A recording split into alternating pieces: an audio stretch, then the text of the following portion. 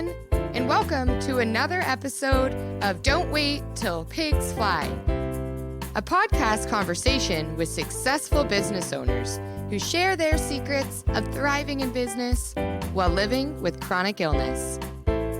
Here's Nancy Becker. Hey everyone, good morning. I'm Nancy, the Chief Flying Pig Wrangler. Do you have a chronic illness? Do you need better systems to scale your company? Here at Don't Wait Till Pigs Fly, we listen to conversations that reveal the tools and mindsets to make our businesses grow more easily. I know our guest today has some insight into that, so grab your pens and paper and get started taking notes. It's going to be good. Welcome, Penny Zenker. Hi, how are you? I'm fine. Penny, tell us a little bit about yourself. Well, I am a Focusologist. So you are a pig wrangler and I am a Focusologist. And I don't think anybody knows what either one of those are. Right. Well, then I should define what that is. So a Focusologist, so my general tagline of how I describe myself and really how others describe me is that I help people to think, act, and be more strategic.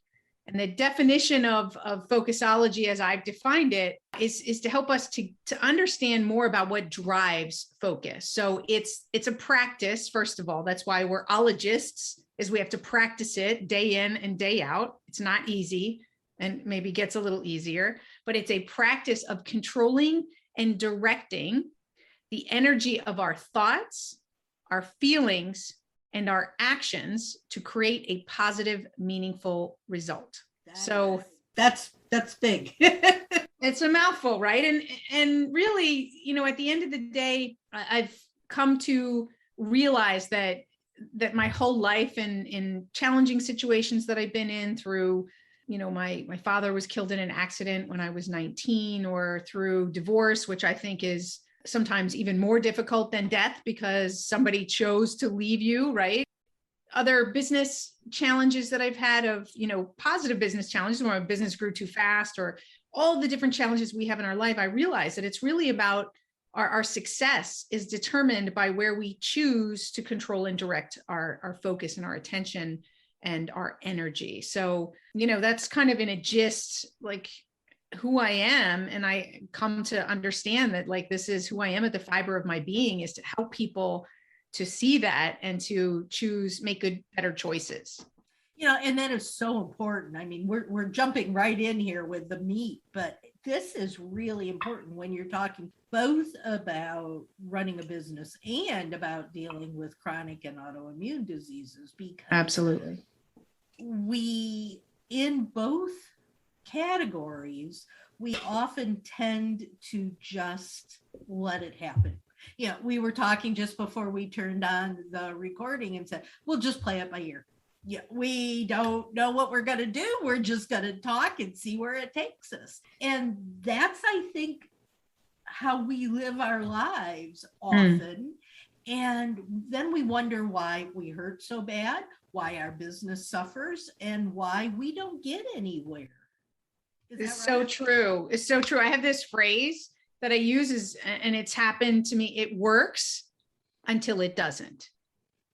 Right? Let's say we're going to talk about some strategies for time management today, when it comes around focus as well. Some of our practices, they work until they don't, right? Or the dysfunctions that we have, like procrastination. Some people procrastinate, but somehow they manage to get stuff done and manage to succeed. And then they use the excuse, well, that just makes me better because I have to cram it in at the last minute or whatever, right? Whatever we justify. But the truth is we have to create that consciousness. And even though we didn't have a plan, we knew what our topic was. And we knew, so, it depends on the circumstance, and that the expectations meet the circumstance. I think that's a huge piece of it, is that we set the right expectations for the circumstances that we're in. And that's big. Setting expectations. I just wrote a post on LinkedIn. I did a poll on LinkedIn, and we were talking about creating strategic plans. And I said in the beginning of the post, I said those strategic planning, and just design itself are two of the most dreaded words in the business vocabulary. People don't want to hear it. They run around screaming, no, go away. But I likened it to when I was a kid, and this shows how old I am, when my parents took us on vacations. They would go to AAA and they would get what was called a triptych. Oh, right. I remember those. You remember those? Yeah. The maps that were on the rolls, and they gave you the road map to get you where you're going, and it would show where there were detours and places to get off for interesting sites and all of that. Well, we need to do the same thing with our business. We need to know where we're going. One of my favorite quotes is, if you don't know where you're going, anywhere will get you there. And so strategic planning is very important in business, and time management, which is what we're going to be talking about in just a couple of seconds, is a part of that strategic plan, I think. Of course. Well, first of all, you have to set a block of time that's dedicated for that strategic plan, right? We're so busy. The typical entrepreneur is just running from thing to thing and has themselves booked back to back to back to back, and almost leaves themselves no space to actually do that critical thinking that's necessary. So number one, to be more successful in our businesses is to embrace time management and the idea of time blocking, so that we can say, this time is dedicated specifically for strategic thinking. And then that way we know that it's there and it's like an unmovable block, right? Or I say, you don't delete it. If you have to move it, then you move it, but you can't delete it, right? So that it's because it's a critical part of being able to effectively run and grow and take your business to the next level. Yeah. And how does someone, if they've never taken the time to sit down and say, I really want to be more aware of what I'm doing, how I'm doing it, when I'm doing it, moving forward? Right. How does someone get started? Well, it's really simple, right? I mean, and we do this in other areas. So we could do a time study, which means we simply track where we're spending our time. Let's take it in a different context. So people who want to go on a diet or want to lose weight or want to change their health, they track what they eat, what they drink, right? And that type of thing that they have in an app or on a sheet, and they write down, maybe it's calories, maybe it's the number of glasses of water that they've had, right? Or macros and all different things. So if we want to know more about where we're spending our time, how effective we're spending our time, we have to start with documenting and getting clear on, okay, how much time are we spending in our email, answering emails? How much time are we spending on strategic thinking activities? How much time are we spending on sales? How much time? And what I find is when people do this, and I like to do it at a high level, like you have to document every 15 minutes, right? That's where people go, oh my God, I'd rather have a root canal than track my time. But if we do it at top level, so let's assume that the entrepreneur that wears many different hats, and that might be a sales role, there might be administration that's involved, there might be HR if they're managing people, right? And so forth. So we could put those top level and then just track it from there. So for instance, I had one of my clients, and that's where I start everybody at, because it just creates a heightened awareness, as to where you're spending your time. Then every time you do something, you think more about, do I want to do this? Am I distracting myself? And it'll help you also get clear on the number of distractions. So this one gentleman, he was able to determine that he only spent less than 5% on sales. And he was wondering why he wasn't growing his business. Well, duh, like it was pretty obvious, right? So, and sometimes we need to see that obvious. We need that kick in the head or in the pants to show us that what we're doing isn't working.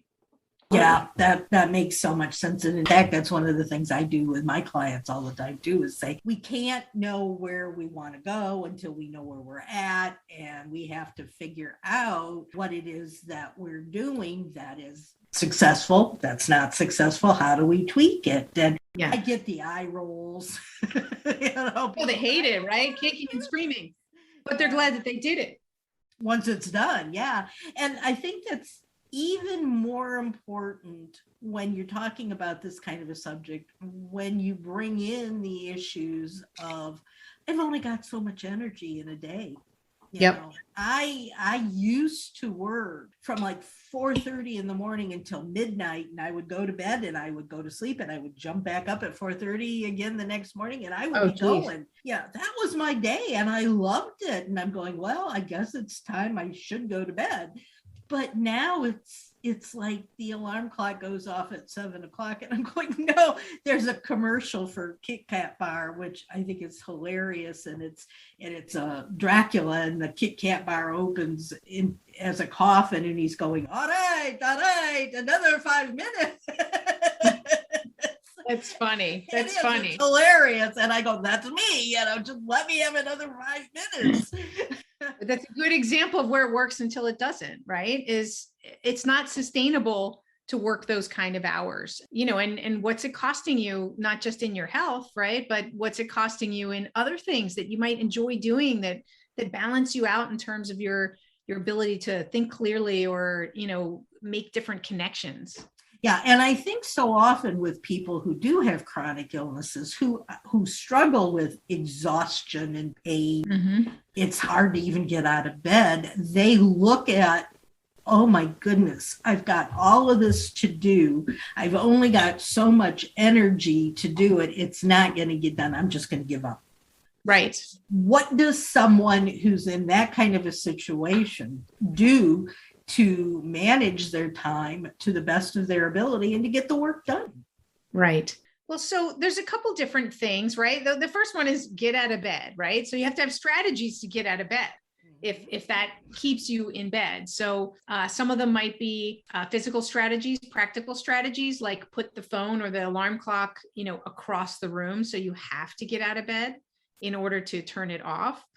Those are like physical ways, but then there's also like mental ways. Like, I used to, it's funny, sometimes little phrases or little things that help us to connect to a higher purpose why we're doing it, and what that means to you.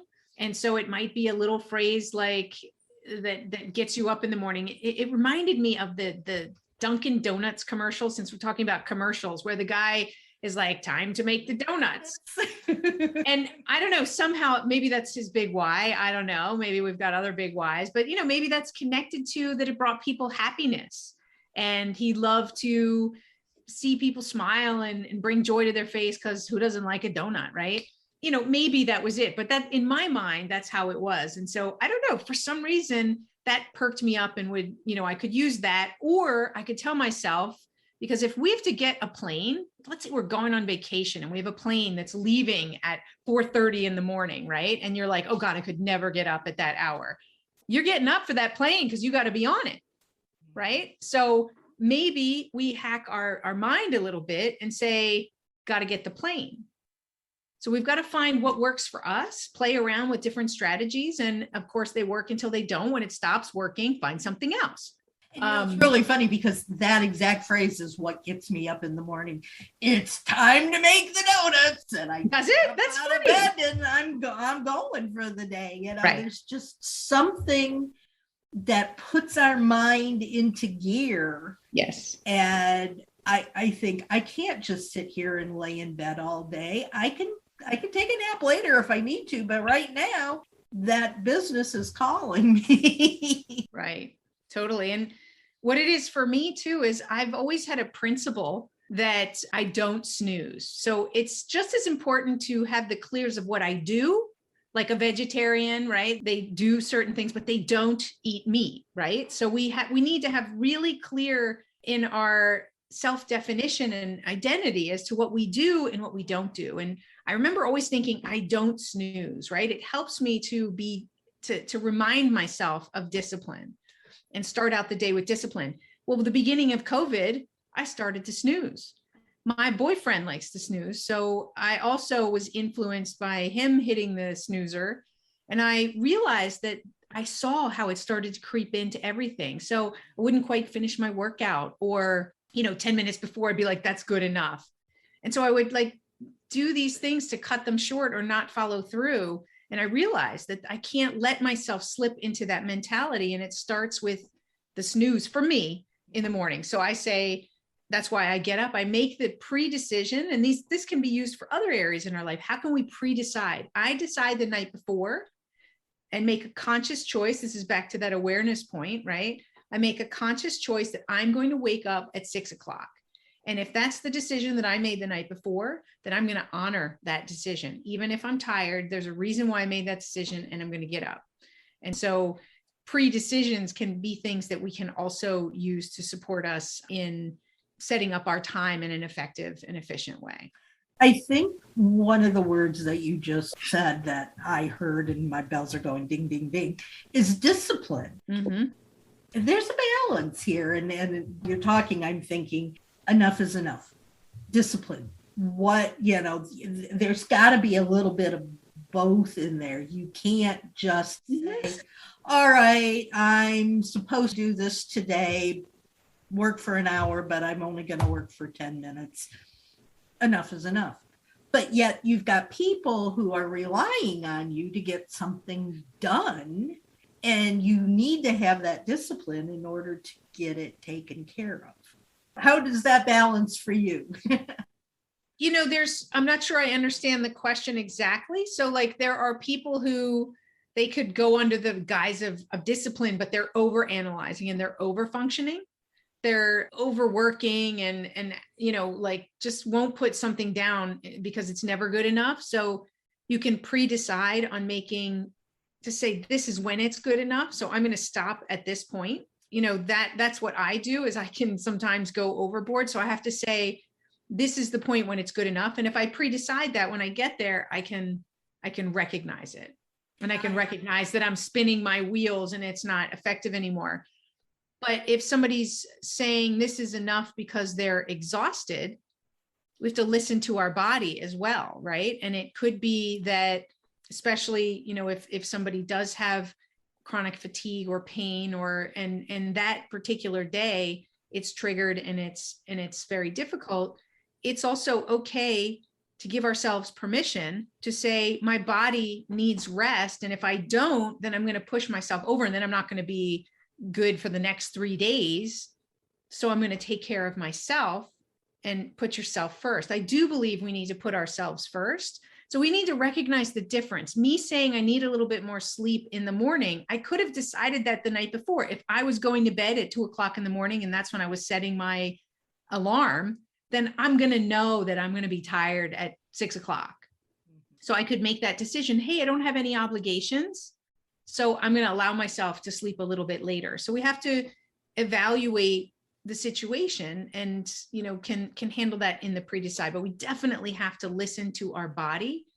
And I just want to come back to that point about the expectations. So sometimes people put too much expectation on themselves that physically you're not able to meet. So you also have to check in and say, are you setting unrealistic expectations of what it is you need to get done tomorrow, knowing that you only have a certain amount of energy or capacity that you're able to work? So we also need to check that. That's why, like you said, write down your goals or your plan for the day, schedule it into your calendar, and then the day before, look at it and see, am I being realistic here?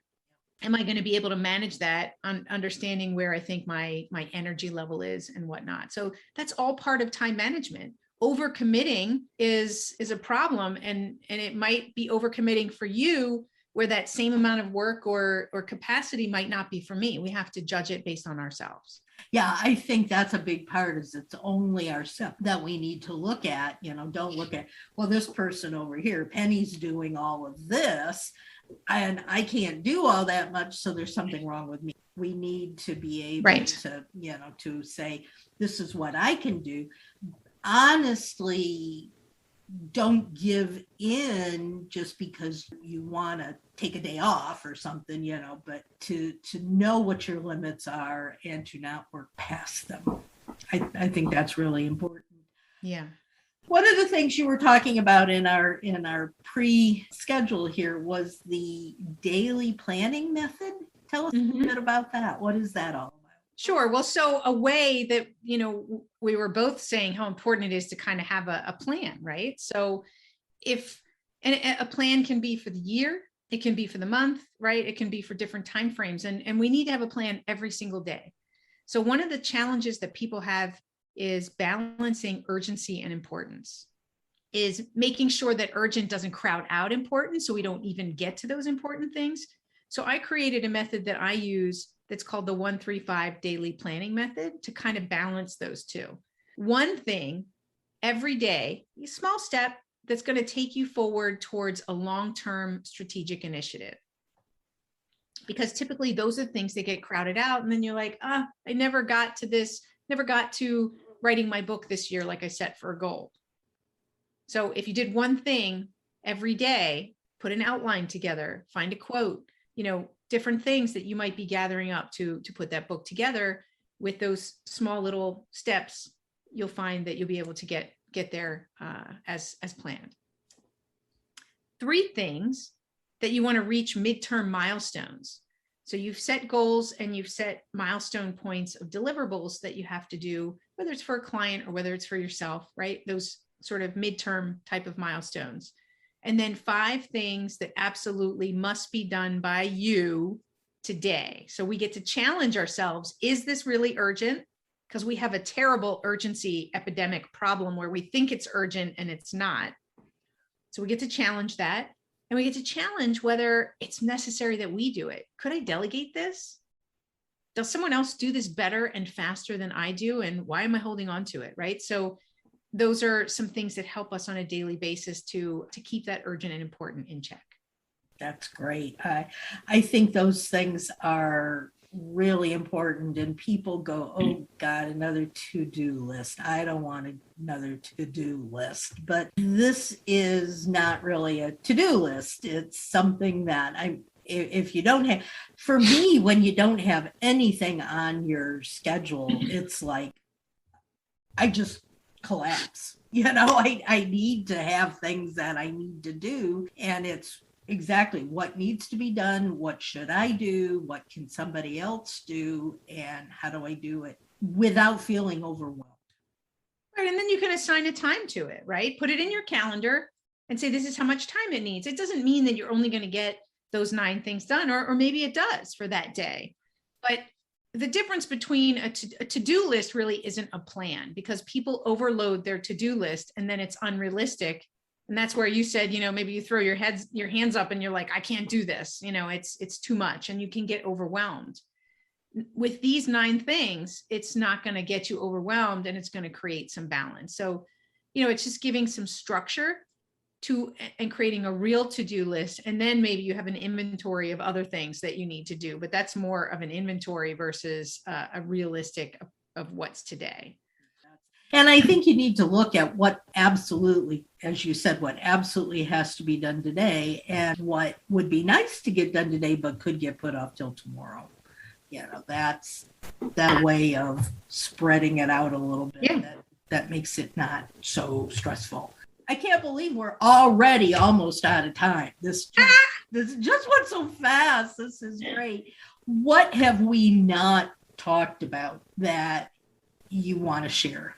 I think the other most important thing in time management and prioritization, which I think is the biggest challenge of what people have, these competing priorities and so forth, which first I want to challenge people who think that they have competing priorities and help them to understand that they just really haven't set priorities.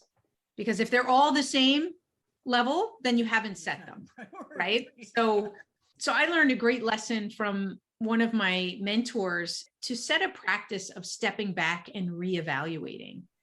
And in that reevaluation, I am going to identify what's the 20% that gets me 80% of the result, right? So it's 80-20 principle, the Pareto Principle, and to really live by it. I had this experience where I was completely overwhelmed and overloaded in what I was doing. I was in a new position. I thought it was going to be easy. It ended up being like 10 times harder than I had anticipated. And I went in to quit. And, after my boss listened to me, he said, listen, he said, I hired you to make decisions. and what you do with the rest of your time is up to you. And I thought, that's a crock. Like, easy for him to say, right? But sometimes we get like really valuable advice and coaching at a time where we're really not able to hear it. But as that sunk in, I realized the brilliance behind that, and that is the 80-20 rule. And from there, because it was such an impactful moment, right, that I was so overwhelmed that I was like, okay, I need to live this principle, because the decisions for this role that I was in was going to make the 80%. So it was really, and I think that's what people need to look at, is constantly, then I constantly would step back and say, am I working on those 20% areas first? Those would be my top priorities. And then I can do the same thing after those are done. What's the next 20%? So, I think that's the best tip that I can give people is to find their 20%. And that's in every area of their life, right? And not just in their work life, but also in their health. What's the 20%? The one thing is going to make a bigger difference. The relationships. Do you need to have date night, or your relationship is going to go under? And so just finding, 20% of what makes your life more fun and more joy, right? Find the 20% across every area of your life.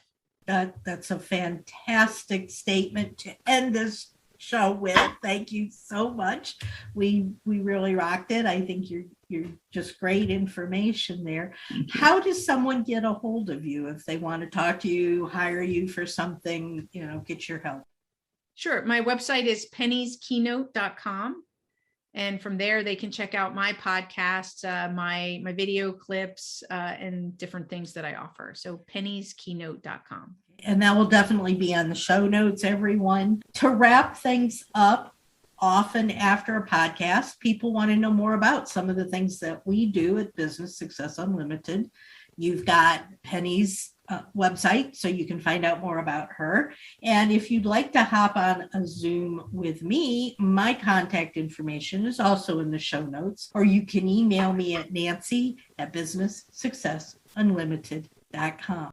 Guys, this has been a great lot of information today. I hope you got a whole lot of notes. Let us know what you liked in the comments. If you have questions, share them in the comments section.